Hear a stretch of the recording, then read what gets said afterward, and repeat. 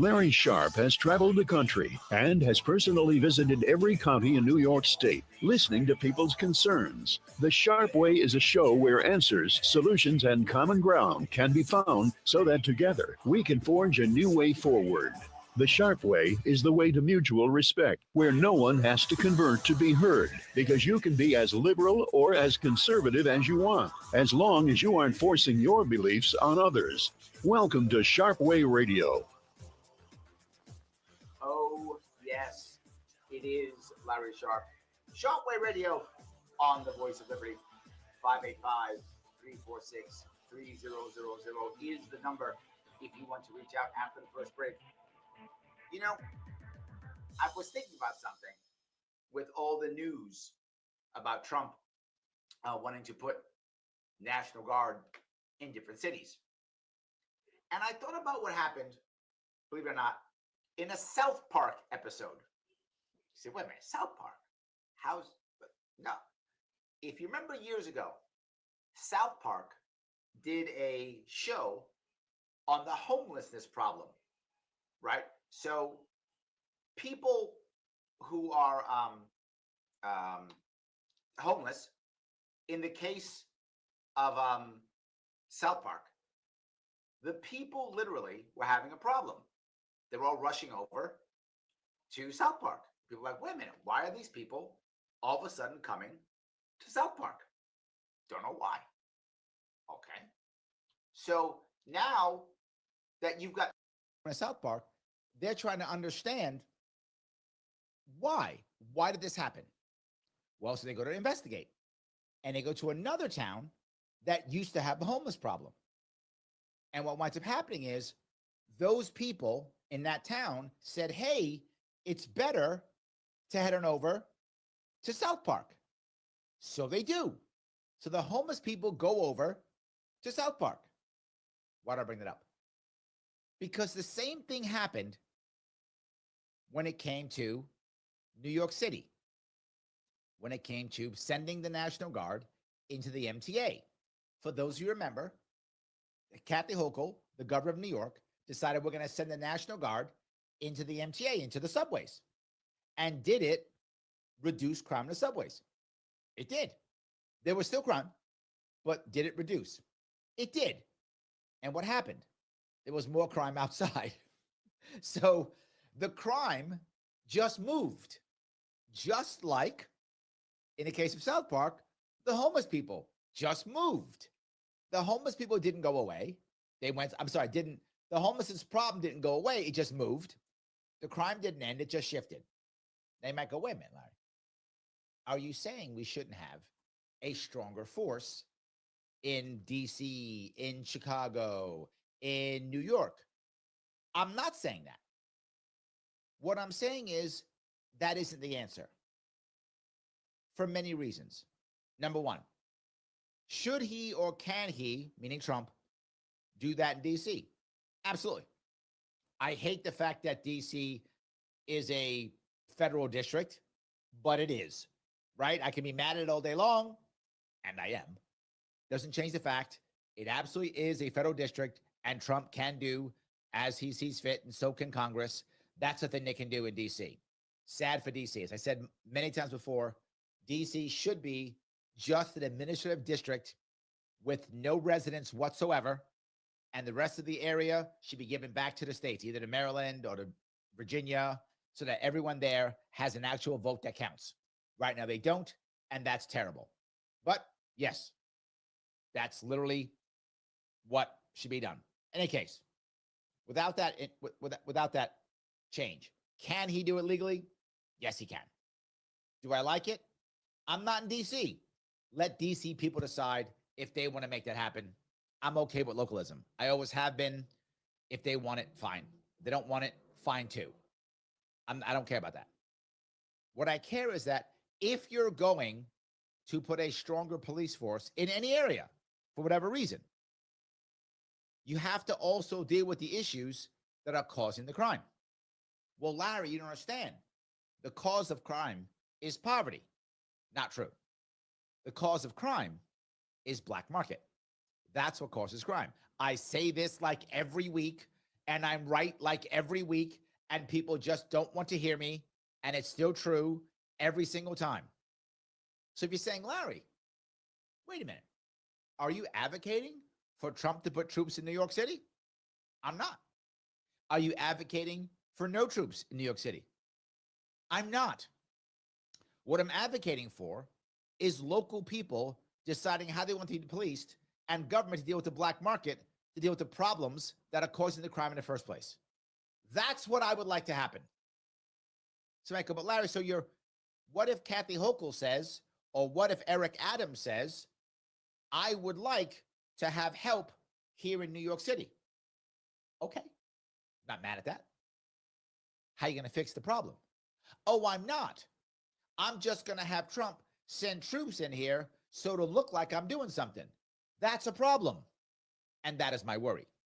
My worry is that Eric Adams will say, I'm getting my butt kicked in this election. So maybe I should go kiss Trump's butt and say that I would like some troops here and not care and just have them come to get Trump supporters to vote for me or something like that. And then do nothing to actually stop the crime. So will the crime go down? It will. There'll be troops right there. Of course. We do know this. Heavy police presence does reduce crime. That's true. So are you going to keep police there forever? Sadly, they may be okay with that. That I am not okay with. That I am not okay with. If you're telling me you have a plan that will fix the black market, that will start to reduce crime, and to start that, you then decide, hey, I need some extra cops or some extra FBI or some extra whatever. If you want that, I'm okay with that concept. Okay. And then fix it. But no, I just want them to be here forever. We did that. I remember that. And it's still an issue right now. It was after 9/11. After 9/11, the National Guard started patrolling New York City. They started patrolling Grand Central Station. They're still there. It's been 24 years. They're still there. And now we're okay with it. I mean that. When I first went there, I couldn't stand it. And what drove me crazy is when I first went to Grand Central Station, the National Guard troops had M16s or AR-15s. I think no, they were M16s. M16s, yes. Why? For those of you who don't know, they were sitting in Grand Central Station with weapons that are made to engage at 300 meters. You're in a subway station, basically. You're in a train station. Not just that. Light rounds that ricochet. Everywhere around that station is like marble and stone. Literally the worst weapons you could possibly have. It was just for show. And it's still there. This is my worry. My worry is, I'm going to use the phrase a lot of people use, normalizing. I don't want to normalize armed National Guard troops in any given city. And that's my problem. The problem is what people are doing is they're going, oh, Trump's an evil dictator and he wants to rule the world or whatever. Or the reverse. Trump is the greatest, smartest guy on the planet who never makes an error and everything he says is perfect. Both are untrue. Both are untrue. If you want to fix crime in any given city and you require more muscle temporarily while you fix the underlying issues, I'm in. Particularly the local people want it. If you just want to do a show and normalize troops marching through towns, I'm not okay. That's not the right answer. And if local people don't want it, also not the right answer. Now, Trump is saying a lot of people want the troops in DC or want the troops in Chicago. He's probably right. I don't mean to be cruel. I don't have data on this, but I do know. Look, I've lived. Now I luckily don't, but I used to live in a very crime-ridden neighborhood. Many times, particularly the older people, they actually don't mind a higher police presence. They actually don't. They're okay with it. And they don't want it permanently either, but they want things to be better. They want things to be better. And if that's what it takes to make that happen, many local people are okay with that. Now, here is where I have a problem. I have a problem with Trump putting them in if people don't want it. And this is why he said, oh, those beautiful African-American women in Chicago want me. Now, again, they might. I don't have data on this, so I'm just speaking off the cuff here. I could be totally wrong. If they actually want him, good. But Larry, what if the mayor wants it, but the governor doesn't? In my opinion, and this is not a legal issue, a legal issue, the governor is supposed to say yes. But in my view, localization matters. I say if the mayor wants it, let him have it. If the local people want it, let them have it. They want it. I've been talking about localization forever, and I believe it. And I've been talking about local people getting what they want forever, and I believe it. If the local people want it, yes. Absolutely. You should be policed how you want to be policed. We should not be doing what Cuomo did, which is say every police force has to adapt. What about the local people who are happy with their police force?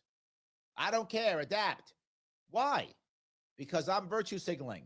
I don't actually care about what happens. I have to virtue signal. That's what I'm worried about. Virtue signaling is useless. In fact, it's harmful. And now it makes people more afraid of cops when you virtue signal. Let people be policed how they want to be policed. Let local people have more control because they care more. This is what I'm concerned about.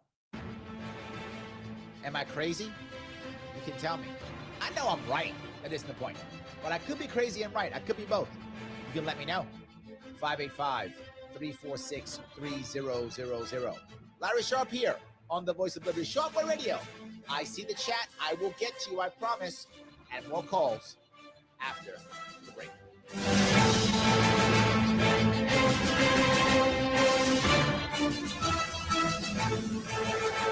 For the last couple of years, Joe Robach has been telling you about Flower City Collision in Henrietta, saying that it was... Thank you for fixing the mic issue.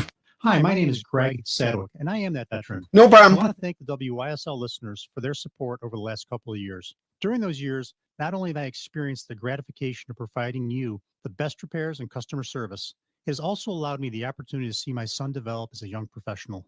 So remember, Flower City Collision for your collision repair needs. And thank you for supporting our locally owned family business. Donald Trump and conservatives may have won, but you know the left will unceasingly try to undermine society and spread evil, targeting the innocent and God-fearing, especially our children. Help promote a truth-based society. Got a caller, Keith. 2025. The WYSL stations can grow your You're welcome. professional practice or organization, so allocate your ad dollars here. Reach our huge audience, entertained, inspired, and informed by leading conservative thought. Affordable, effective. The WYSL stations, the voice of liberty. Call 585-346-3000 to advertise. Hey, if you like history and you like airplanes, the National Warplane Museum in Geneseo, New York is the place to go. Tours, exhibits, events, vintage aircraft, and more. Visit nationalwarplanemuseum.com for more details. Sharpe Way Radio on the Voice of Liberty. Oh, yes, it is Larry Sharpe. Sharpe Way Radio on the Voice of Liberty. 585-346-3000. Boy, are we talking about troops coming into cities, Trump putting them in, and us trying to understand what and why and how. And Patty posted something interesting. She says, do you think we aren't 10 goose steps into 1930s Germany? Shelley responds, we're at least goose stepping outside the gates for practice. Well, you know, I don't like making the immediate, hey, if something goes wrong, we're Germany, right? 1930s. Don't like that. But Patty, I am concerned that we are moving towards accepting authoritarianism a whole lot faster than I would like. That I'll say yes. That's my worry. And it isn't just the right. It's the left and the right. It is Americans who are scared and worried and want an answer. And because they want an answer, They're prepared to take any answer and just, yep, okay. If I lean right, I'll take a Trump controlling me. If I lean left, I'll take a Harris controlling me, or whoever is the person of the day. I'll take Newsom, whatever. I'll take Newsom controlling me, right? I'll take the person controlling me because I'm afraid or I'm worried. And what I'll always say, Patty, and I think you and I agree on this, the key is happiness. Unhappy people want socialism. Unhappy people want fascism. Happy people want neither. So yes, let me grab a call if I could. This is Keith. Keith, how are you, sir? Okay, here we go. It's not authoritarianism when America is just trying to get back to what it should be and what it should never have allowed itself to devolve into. People today are uneducated, and any what you call authoritarianism, they all immediately equate it with fascism, and too many Americans are out to lunch on that. They're just they're uninformed, and we're very uneducated in our country today. 2 points. Because of Trump derangement, the left never gives Trump any credit. He said unabashedly, I, the president, will follow any judicial ruling. By example, on Friday, yet again, another of these activist judges said that the Trump administration could not block federal grants to these sanctuary cities and states. So these judges keep getting in the way of the president doing what must be done to reclaim our country and get it back to where it was. Your old school. Another call on hold. Remember a conservative Democrat like Senator Henry Scoop Jackson out of Washington State. We don't have those type of Dems today, or at least they're not making their voices heard. So my second point, and if anyone out there disagrees with Mr. Sharpe, what he said during the first part, you're really going to hate me. Here goes. We have a base in Cuba, Guantanamo, with 30,000 beds. If you have a cancer, you must cut it out. So I said to people, if I were president, the 30,000 beds, 30K in Guantanamo would have been filled in my first week in office. I would have gathered up all of the blue state sanctuary governors and mayors. They would have headed right down to Guantanamo, and that probably, of course, would have got me in impeachment trouble. But we have those 30,000 beds, and you, Mr. Sharpe, in closing, are the one to ask, why isn't Trump gathering up these blankety-blank governors and mayors in these blue states and heading their physical bodies right down to those 30K beds? We could fill up Guantanamo in 7 days, everyone. We've got a cancer to cut out, and it's not being cut out. You gave me a lot, Keith, as always. Let me try to cover those. Thanks for the call, by the way, my friend. I appreciate it. Number one, I think you're right. Many people see dictatorship or authoritarianism as fascism, but socialism is exactly the same thing in that regard. Left authoritarianism is no better than right authoritarianism, either one of them. They're both bad. I disagree with both. The reality is people do ask for it when the time comes. The concept of dictatorship or authoritarianism in the past wasn't always permanent. For those of you who know history, I'm sure Keith knows this. Some of you may not. Even in the Republic of Rome, they would actually accept a dictator. They vote in a dictator for a certain period of time. They would say, hey, we're in trouble now. We're at war now or something. Hey, you're a dictator. We agree that you can be that. Whatever, 1 year, 2 years, whatever was the rule. And while you're a dictator, you cannot be charged. But once you're done, we can then investigate and ensure that what you did was for the betterment of the Republic. Did that work always? No. But conceptually, could you see something like that? Surely you could. I don't know how we could do it here. I don't know how we could do that kind of thing. But I get what you're saying. People do want to see something done. On your TDS point, agreed. You hear me always. I don't always support Trump, but I try to give him credit where credit is due. I try to give Democrats credit where credit is due. I'm with you on that, and I think we'd be a better country if we would. Last piece on your throwing governors into jail. They're being elected in droves. I'm not sure the people don't want these people. I look at my own state, New York. The Republican Party hasn't had an answer for Hochul, hasn't an answer for Democrats in 20 years. If they had an answer, maybe there'd be a change. So I hope I covered all of those pieces if I could. I hope I did answer all your questions, or at least deal with your issues, Keith. I appreciate the call as always. Let me grab another call if I can. This Stan? Yeah. How are you?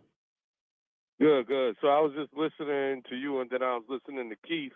I tell you, Keith sound a little perturbed. Keith and is I not get happy. I get it. I agree with you. I think he feels you don't understand. I think what he's hearing from you is almost, I got to be honest with you, dude, too. I kind of was hearing that too, kind of sounded a little liberal and anti-law and order. Mm-hmm. And so the thing is, and like he's saying, and I'd have to agree, we need law and order. I don't think you can let people decide how they're going to be policed. I mean, because, freedom ain't free.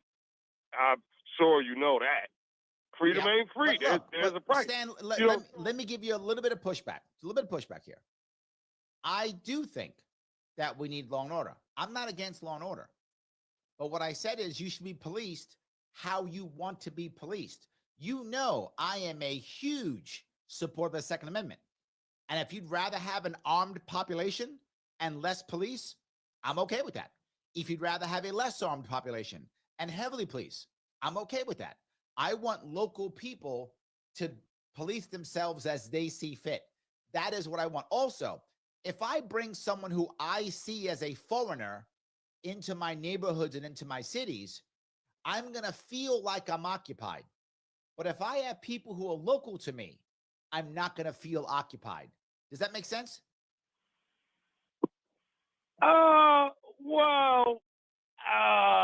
It's just, okay, to me, laws are kind of universal. Another call. Stealing is wrong here, and it's wrong over there, too. So, true. It seemed like the police would react exactly the same in both situations, not how the people feel they should react or something like that. And so,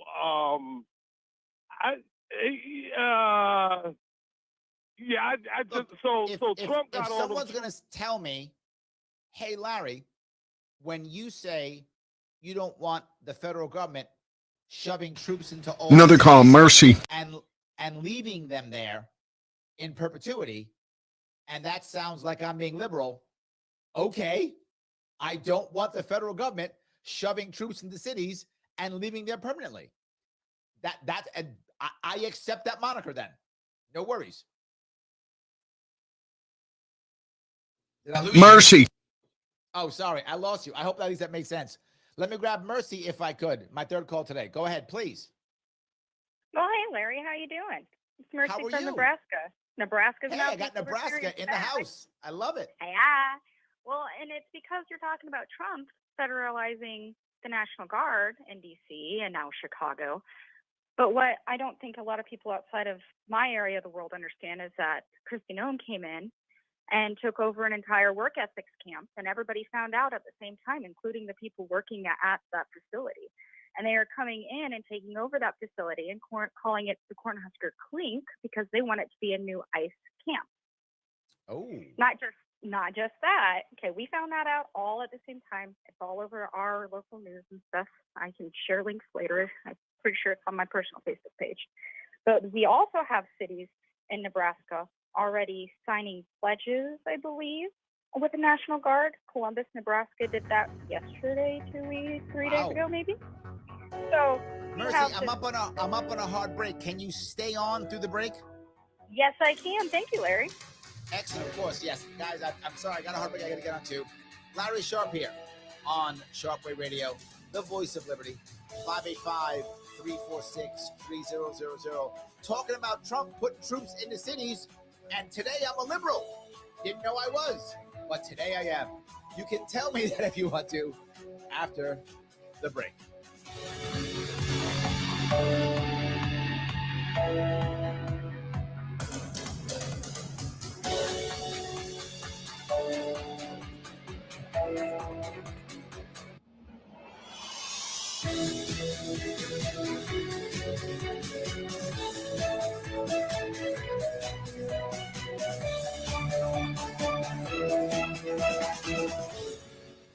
God bless America.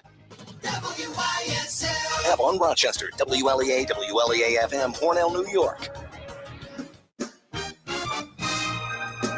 Canisteo Valley Update. Steuben County Sheriff Jim Allard says the investigation is ongoing into the Friday morning bank robbery in the Steuben County. Okay, we have another call. After Mercy, it's Gary, not the usual Gary, a different one. Continuing to move forward. You're welcome. Any info is asked to call the Steuben County Sheriff's Department investigator, Lieutenant Chris Kennedy, 607-622-3911. And in an unrelated story, Steuben County Sheriff Jim Allard has signed an agreement with Immigrations and Customs Enforcement. So what we did was we entered into an agreement with ICE to receive training and access to their records management system so that we can better identify people that are in our custody if they're also wanted by ICE and have the ability to notify them quicker so that they can then take them from our custody. That's Steuben County Sheriff Jim Allard. Brian O'Neill for the Voice of Liberty.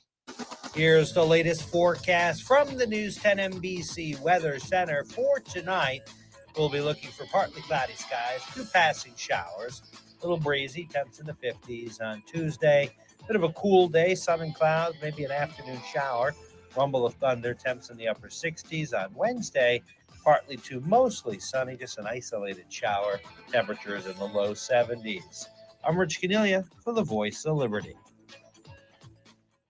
Summer means picnics at the lake, baseball, cookouts, and the fun's even better in your new ride from Victor Chevrolet, the new leader for Chevy in Rochester, Canandaigua, and Fairport. Check out these great lease specials. Go anywhere on the road or off in your new 2025 Chevy Silverado 1500 LT Crew Cab. Just $199 a month for 24 months. The 2025 Chevy Equinox LT four-wheel drive, only $199 a month for 24 months. Must have current lease and household. And the 2025 Trax 1 LT is only $159 a month for 24 months. Mileage allowance and all deals $10,000 per year. $5,000 cash or trade equity plus first payment and DMV fees required at closing. Lease deals require lease loyalty. Chevy lease loyalty on Silverado and include GM educator, healthcare, first responder, military, or college grad rebate. Check VictorChevrolet.com for new and used inventory, service specials, and deals on tires, plus EV specials. Come see how easy it is to do business with us. Together, let's drive. Victor Chevrolet, Route 96 in Victor. Dreaming of a new kitchen or bathroom? The time to act is now. At Lima Carpet and Flooring in Avon, we're running a huge sale on all kitchen and bath designs. Our team of expert designers is ready to help you create the space you've always wanted at prices you won't believe. Whether it's sleek, modern, or a cozy classic feel, we'll design it your way. Call 585-226-2180 or visit limacarpet.com to book your free consultation today. Lima Carpet and Flooring, Route 15 in Avon. Stunning designs on beatable prices. See the USA the Myers way this summer in a new RV with up to 50% off MSRP during our model year-end clearance sale. 2024s and 5s must go to make room for our new 2026 RVs. Travel trailers, toy haulers, fifth wheels, and motorhomes. Over 100 brands from all major manufacturers. Since 1967, Myers has been the trusted family-owned dealer delivering unbeatable service, selection, and the area's best prices. Now with 15 locations across the Northeast, experience the difference. Hi, my name is Greg Sadwick, and along with my son Zach, we are the owners of Flower City Collision. We've been advertisers on WYSL, the Voice of Liberty, for the last couple of years. So I want to thank the listeners of WYSL for their patronage, which has allowed us to grow and reinvest in the latest technologies to ensure that your vehicles are repaired to the most current standards, whether conventional or EV. If you're in a collision, reach out to Zach at Flower City Collision in Henrietta, and he'll work with your national insurance company on your local behalf to ensure that your repair gets done right. An experienced professional with more than 20 years in dentistry, Dr. David Olivo welcomes new patients to his family practice at 2005 Lyle Avenue. At the office of Dr. Olivo, you'll discover a warm and comforting environment staffed by professionals who are committed to providing the best available dental care while assuring your complete comfort. Call 328-3382 for an appointment. Dr. David Olivo, offering quality dentistry with a gentle touch. I went through the open door mission and I made it. And for the first time in my life, I believed I could do anything, that being clean and remaining clean was possible. And I have Jesus Christ and the people here at the mission to thank for that. WYSL.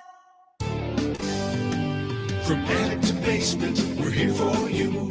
It's quality service in all we do. Call Taylor. 500 help. Sharpe Radio on the Voice of Liberty. Oh, yes, it is Larry Sharpe on Sharpe Radio, the Voice of Liberty. 585-346-3000 is the number to reach out to me. Larry Sharpe. Today, the liberal. Didn't know that was true, but hey, I guess today I have lots of calls. I should be a liberal every week. Anyway, so let me keep going. I have Mercy. How are you? Please tell me about these camps you were chatting about.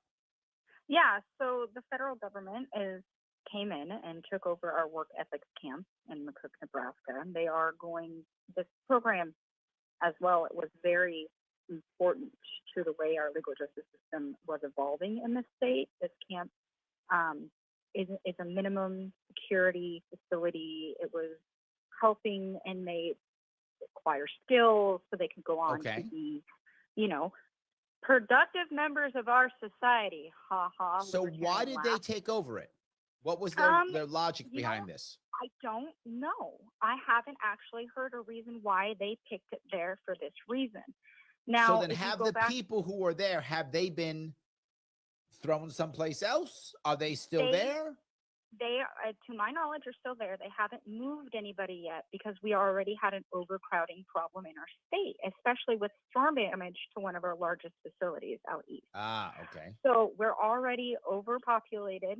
We've been trying to do new things to help people. It's been very nice actually how they've been evolving our legal justice incarceration lane, but we don't know where they're going to go. And they're going to add over 100 beds to the facility already that's already running over capacity. So they're taking a facility that maybe Keith was right the whole time. We should be using Gitmo again. I'm teasing. Honestly, funny. We love Gitmo, don't we? So no, we don't. Everything's very much, nobody knows anything. Our state legislators can't do anything. It's been federalized. The feds have come in. They put their boot down. This is my problem, to be very fair, Mercy. Do I know if this is the right answer or not? I actually don't. And I don't need to. The problem I have is federal government just coming in and making this happen, and local people don't know what's up and don't have decisions. If local people are like, hey, we got a migrant problem, put them in there. And to be forward, here in New York, particularly in the Bronx, the way it was a couple years back, maybe last year, a lot of people have been like, yeah, do it.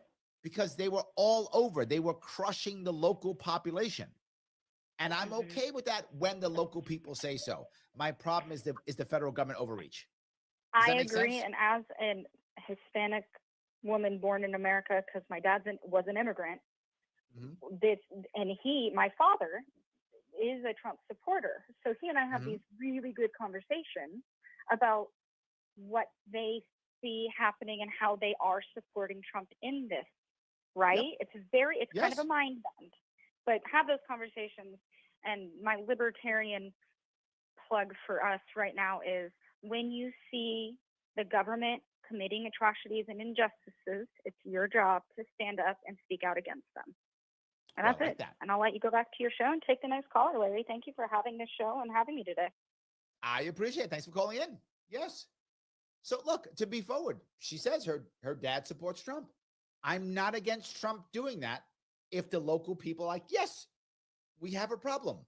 Look, I've been saying this for years. I'm not against immigration. I'm against immigration with no plan, which is what we've done. And I blame Biden for this more than anybody. Well, he may not know what he was doing, but at least he's responsible for it. This didn't happen under previous Democrats even. This didn't happen under Obama. This didn't happen under Clinton. Didn't happen under Bush for sure either. Didn't happen. This happened under Biden. This is his problem. This is his issue. He screwed this up. This should have never happened. Now, if you want to bring immigrants in, have a plan. Here's how we're going to vet them. Here's where we're going to put them. Here's what we're going to do. Here's your jobs. Okay, bring them. You got no plan? I got a problem. And now local people have to suffer, and they are suffering. And that's why her dad's on board. Yes. I'm going to call if I could. This is Gary. Gary, how are you, sir? Good. How are you today? I'm doing wonderful, brother. Excellent. Hey, so I had a couple of thoughts, and I'll try and share them with you quickly to get out of here.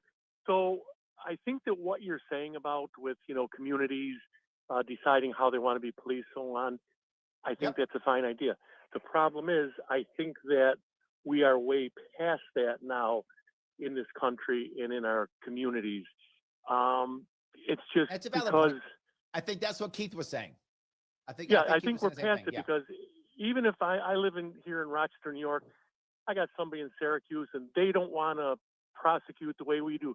They still drift into Rochester. They still cause crime, whoever it might be. So that doesn't allow it.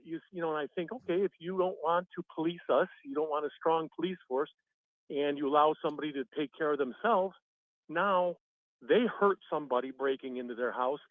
They've got a hell of a thing to pay, whether it is, local or whether you hurt that, it can't go away. It can't be turned back.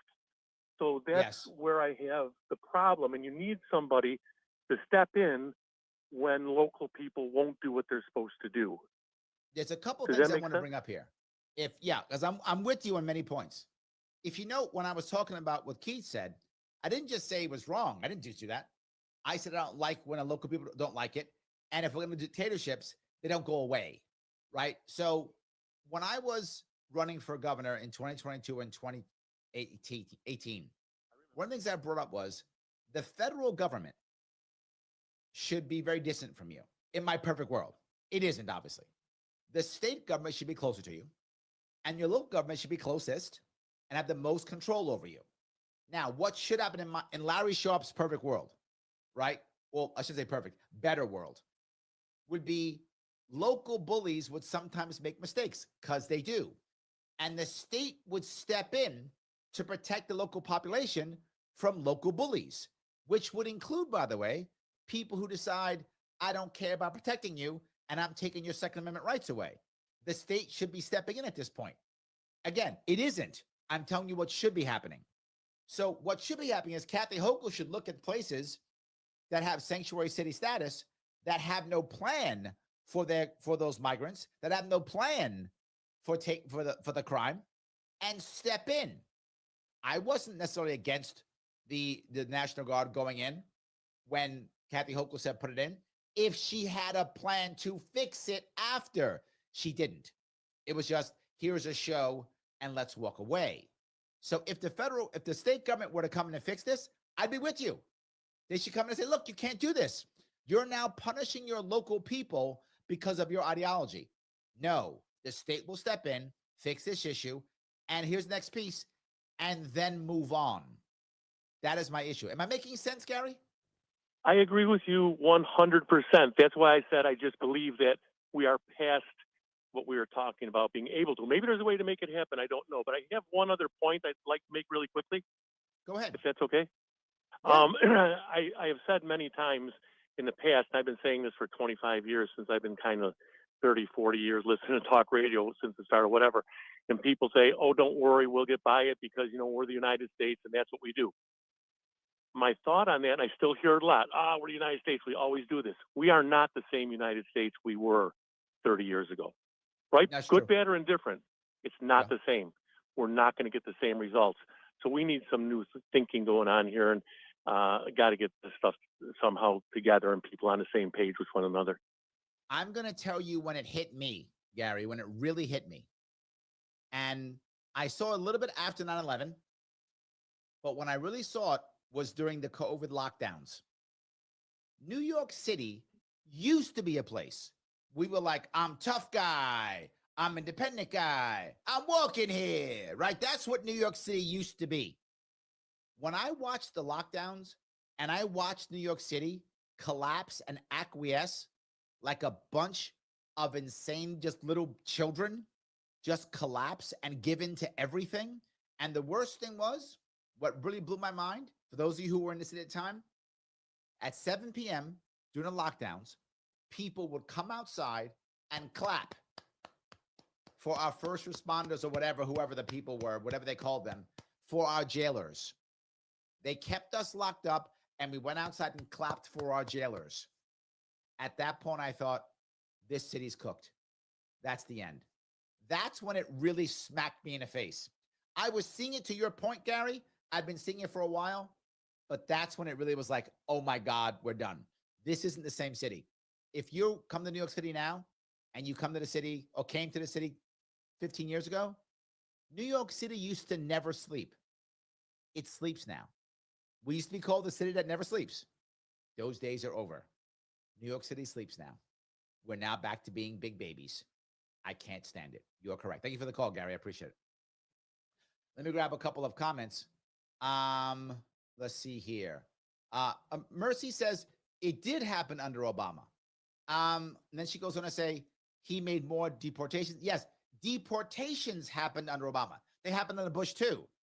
What I'm saying is the massive migration of the millions of people just walking across the border did not happen under Obama. He actually pushed them back. So did Bush, so did Clinton, so did Reagan. All of them pushed them back. Biden was the person who didn't. That's why I blame him. And again, not against immigration, but he had no plan, he had no nothing, and he flooded our country in a very bad way. That's his fault. Trump isn't doing that. So it isn't a Democrat-Republican thing. It's a Biden thing. That's what I'm saying. Anyway, Larry Sharpe on Sharpe Radio, the voice of liberty, 585-346-3000. Back with your calls and the chat. I'll get to the chat, I promise, after the break. Debunking advertising from the law office of Christopher Johnson. One ad some injury attorneys inundate you with, what's your case worth? Call us and find out. You know, nobody can tell you, quote, what your case is worth over the phone. Nobody knows. The ultimate answer to, quote, what your case is worth involves weeks or months of research, evaluation, and preparation. Many factors go into any compensation you might get, like applicable law, who's actually at fault, how much insurance coverage there is, and many, many other factors. At the law office of Christopher Johnson, the singular focus is getting your life back on track after an accident or injury.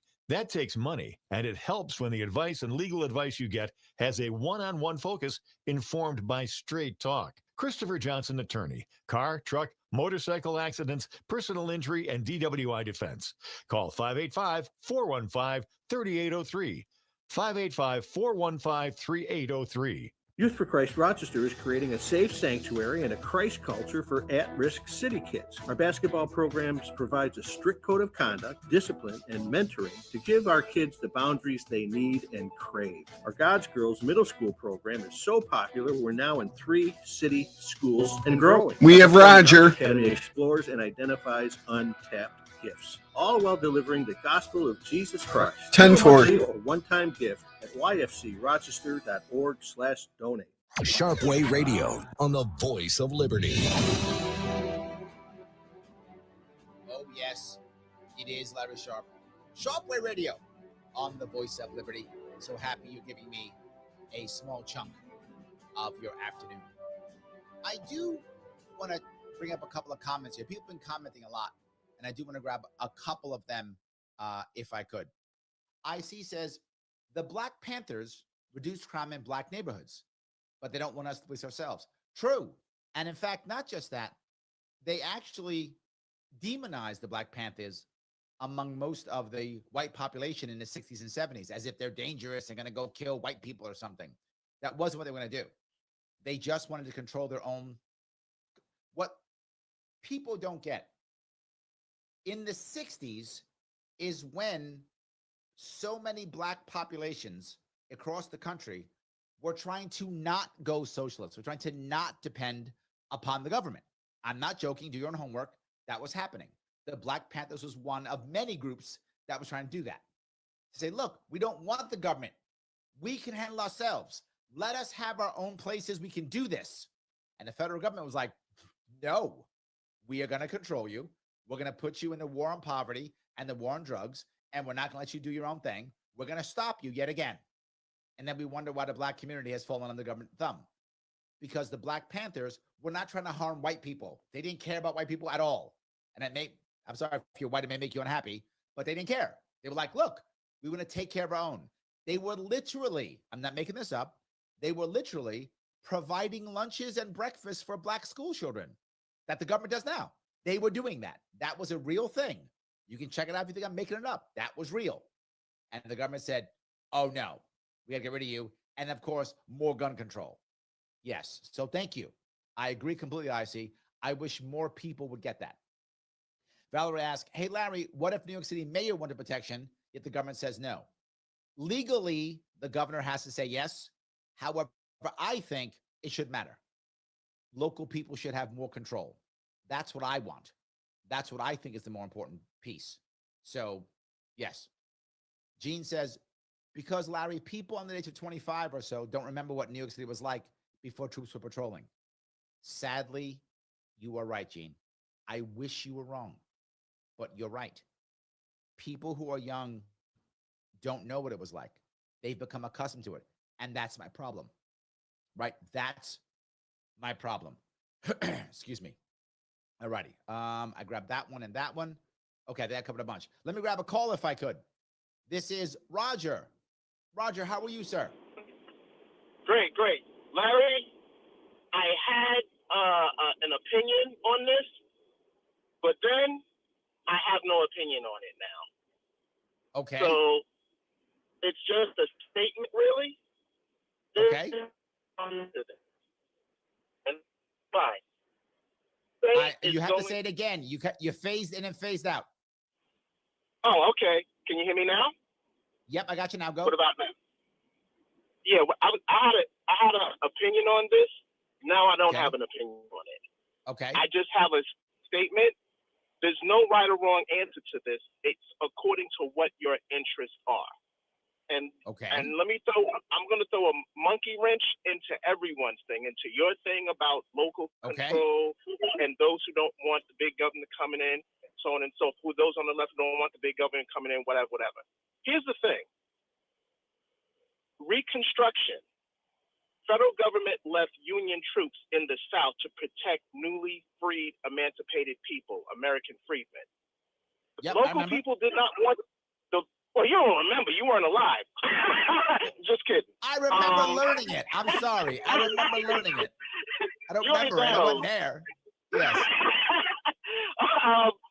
The local people did not want the federal government there in their business or whatever the case is, but the newly freed, emancipated people, American freedmen, wanted them. So, but at the same time, that also goes against like people on the left saying, "Oh my God!" Like today, let me touch that directly. Hold on, directly, because Andrew brings up a similar point. Andrew, he posts, he says, "But what if people don't want to be policed? What if they want to police themselves?" And here's my issue. If you actually had that way, follow what you said, but we didn't have gun control, and black people, even back then, would have armed themselves, and there would have been firefights between the two. If that would have actually, which is what would have happened, they would have policed themselves. Even the white people would have been like, you know what, let's bring troops back. Because I don't want full-fledged street fights and battles in my cities and my towns. I want to make my kids go to school. I want to make sure I have a job. I want my farm to work. I want to sell to people. So yes, would there have been initial upheaval? Yes. But after a time, they've been like, I don't want to keep the Civil War going. Let me instead bring in a police force to stop this. So initially they might have said no, but overall they would have said yes, because that's how stuff works. Now, Andrew goes on to say, what if they want to police themselves? That's the purpose of a sheriff. Remember, police departments, all of them are optional and voluntary. The only thing we have to have is a sheriff, and a sheriff can deputize. So if people actually, in my great world I'm making up here, said, hey, we don't want a police force. We just want to have a sheriff who makes sure we're following laws, and we want to, have local deputies and stuff, that will be fine in theory. In practice, obviously, that can't happen, but I'm talking theoretically. I'm okay with that. If people said, no, we want to have a heavily armed population, we want to have deputies, and the sheriff who we elect makes sure that we are following the laws, I'm okay with that. And I think what would have happened in the South is if they wouldn't have used gun control and the federal government would have stepped in to say, no, you're a freed slave, you're now a freeman, you get to have a Second Amendment like anybody else, you can have as many guns as you want like anybody else, that would have changed. Am I making sense, Roger? No, I hear you, but like I said, I don't think there's a right or wrong, but I will say this. One thing is guaranteed. Those troops are not going to stay there forever, and that's what it's always been in history. I hope that's true, my friend. Thank you for the call. So, yeah, look, I get what some of you are saying.